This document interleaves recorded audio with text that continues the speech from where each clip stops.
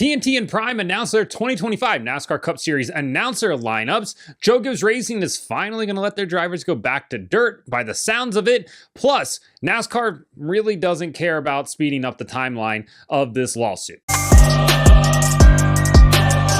Welcome back to Break Hard. I'm Matt. If you haven't tuned in for the 2024 Breakies yet, you can go ahead and do that. Visit the channel. 13 different categories, technically 12 different winners. We did have a repeat winner in those 13 categories, but it makes sense once you go ahead and watch it. But into today's news, well, technically yesterday's news, because you're going to watch this on Tuesday morning or afternoon or whenever you sit down to consume this, we had a couple of things come across the news desk, which is really just my work desk behind the camera here that you guys can't see. The first thing that came across the desk was TNT and Amazon Prime announced their 2025 NASCAR Cup Series broadcast lineups, the announcer lineups. And we, of course, knew that Dale Earnhardt Jr. was going to be part of that. He was the centerpiece for both Prime and for TNT after taking the year off, after having called races on NBC since 2018 through the 2023 season. He was not around for the 2024 season. His contract ran out the end of last year, and he didn't want to do a one-year deal, which makes some sense. He will be joined, though, by Adam Alexander as the lead play-by-play announcer for Prime and for TNT. He'll also be joined by fellow race analyst Steve Letarte. So if you don't enjoy listening to Steve Letarte, I have bad news for you, because he's going to be on your television calling NASCAR Cup Series races from the Coke 600 until the end of the year. He'll be doing races on Prime, TNT, as well as NBC next year. Dale Earnhardt Jr. just doing those 10 races on both Prime and TNT.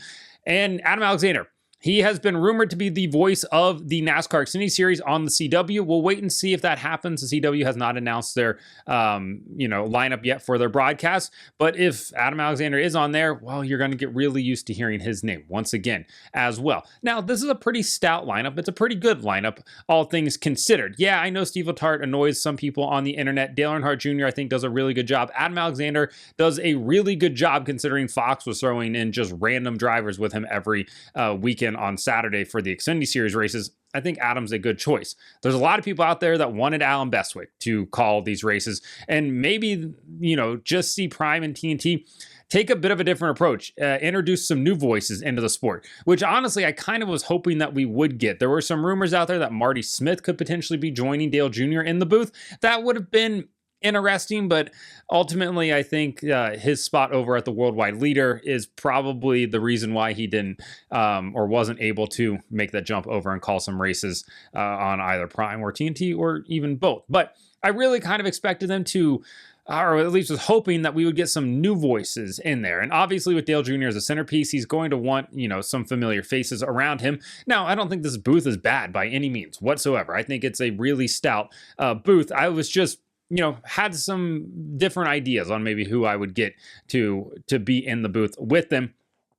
At the end of the day, Steve Letarte being on our TV screens from, the end of May at the Coke 600 through November is going to be a lot of Steve Letarte. I like the guy, but there's just so much Steve Letarte I think you can take. And one of the big things about NASCAR fans and the NASCAR season in particular is you kind of get burned out on announcers after a certain amount of time. Half the season is about all that you can take from Fox, about all you can take from NBC, and it doesn't matter how good they are at calling the race. You eventually just kind of get annoyed. Lee Diffie was fantastic. Lee Diffie will remain at NBC next year. A lot of people on the TikTok side of things in the comments were like, oh, they should have kept Lee Diffie around. He's still around. This is Prime and TNT's broadcast lineup, not NBC's lineup. Lee Diffie will still be here. He's also not British, contrary to what a lot of these people seem to think. So that is the broadcast lineup for both Prime and TNT. Dale Earnhardt Jr. as a centerpiece, Steve Letarte as race analyst, and then you have Adam Alexander as play-by-play. Steve Letarte has, of course, been calling races since the 2015 season on NBC. Adam Alexander was play-by-play over at TNT from 2010 to 2014. He's been the voice of the Xfinity Series and sometimes the Truck Series on Fox since 2015 as well. So a lot of guys with a lot of experience for sure. That's the lineup for Prime and TNT. After a nearly 2.5-ish year ban on dirt racing, Joe Gibbs Racing will finally allow their NASCAR Cup Series drivers to return to dirt, according to Jeff Gluck from The Athletic in an article that he posted on Monday. That is great news for Christopher Bell, Chase Briscoe, and apparently even Ty Gibbs. Turns out if you want something done over at Joe Gibbs Racing, just get Ty interested in it, because then things will go ahead and get changed. Ty apparently has taken up an interest in dirt racing, would like to do some dirt stuff, and now miraculously Joe Gibbs Racing drivers are allowed to race on dirt again. Listen, I'm not going to fault Ty for using his leverage over there, because I think it's good to see Christopher Bell, Chase Briscoe, and even Ty Gibbs on dirt in certain races for sure. Now, Chase Briscoe talked in the article about, the possibility of racing on dirt and sort of what this is going to look like going forward. And he said that it's going to be on a case-by-case basis. It's going to have to get approved by, the front office over at Gibbs. But he doesn't really see that being an issue unless, of course, you're trying to run, and his example was Eldora in a non-wing sprint. 100% agree with that. Non-wing sprint at Eldora, a super fast racetrack, that is flirting with disaster.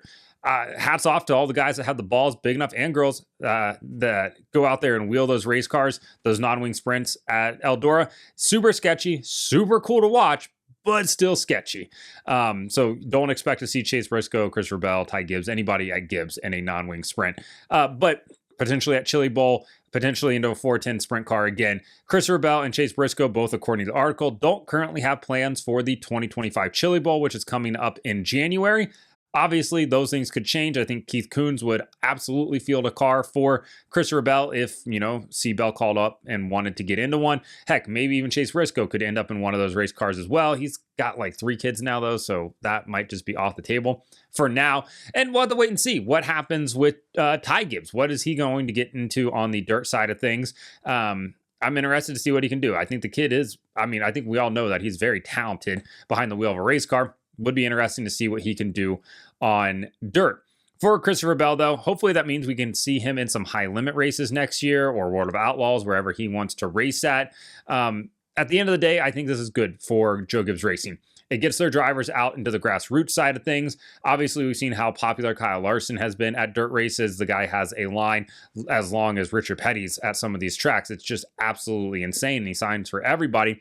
And like Christopher Bell said in the article, the practice time in the Cup Series is limited. So getting any type of seat time that you can keeps you sharp, and getting seat time in a dirt car is better than just sitting at home or, even potentially running a simulator at times. So I think this is a good thing for Joe Gibbs Racing. I'm glad that they went ahead and lifted it. And now Christopher Bell, who's only run 2 micro sprint races in the last 2.5 years, can finally get back out on the dirt track and show everybody just how good he actually is.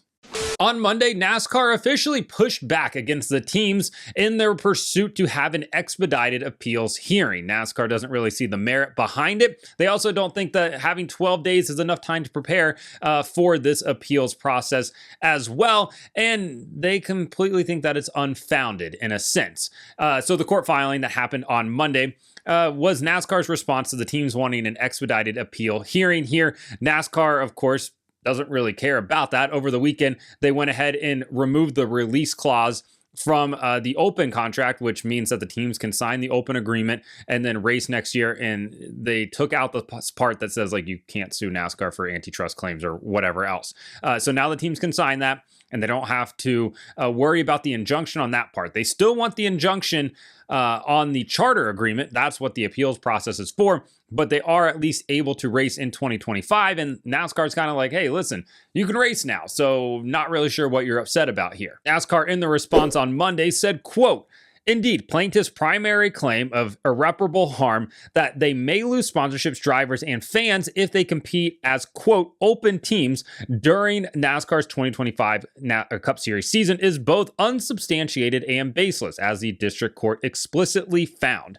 So what NASCAR is saying there is, hey, listen, Frank Whitney already decided during the first hearing, that was the reason we have an appeal now, that there's no claims for this because basically the teams continue to operate in hypotheticals, and they're not showing any sort of substantiated numbers to be like, we're going to lose X amount of dollars. We are losing Tyler Reddick. We are losing, Bubba Wallace or whoever else could be involved here.